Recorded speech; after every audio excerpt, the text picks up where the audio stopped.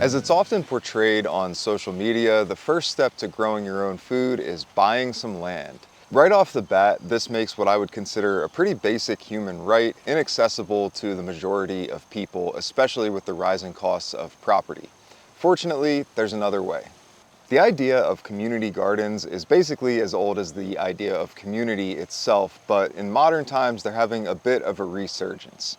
There are many different forms and styles of community gardens, but the basic idea is that it's a shared space for people to grow food for their family's personal consumption. Some community gardens are one giant plot where everybody contributes some work to growing the food, and then at the end of the season they all share the harvest.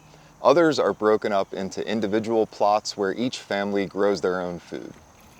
In both versions, everybody contributes some work and looks out for one another's crops because often it takes a village to raise a crop.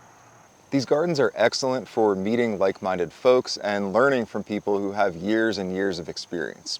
We call my dad the mayor of his community garden because he's the type of person that can learn your entire life story in an elevator, and I'm pretty sure he knows every single person at his garden. The community gardens that Sylvan and I are members of are very affordable. They range in price from $20 a year to $40 for a 3-year lease.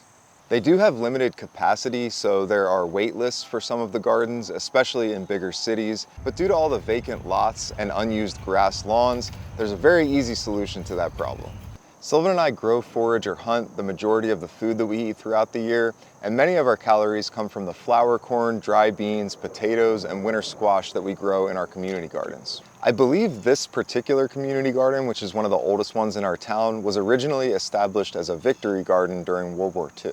For those who don't know, victory gardens were established all over the US during World War II in order to feed the country while many of the supply chains were interrupted by the war. Communities opened up public land for people to grow food on, distributed seeds, and shared knowledge of how to grow the crops. According to the Smithsonian, up to 40% of the nation's produce was grown in community gardens during World War II. Some people might say that we're facing similar problems today with unequal access to fresh produce in urban areas, skyrocketing food prices, and regular interruptions to the food supply chain.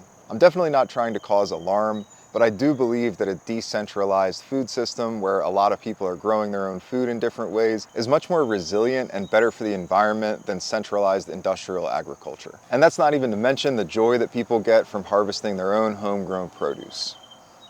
If you want to get involved with a local community garden and you don't know where to start, the best thing to do is just search for community gardens and your city and state's name. We also included a link to the American Community Gardens Association down below in the description, and that has a map of thousands of community gardens around the world. They're mostly in the US and Canada though. And if you're interested in learning how to grow significant amounts of your own food in something like a community garden, you can follow us because that's exactly what we do.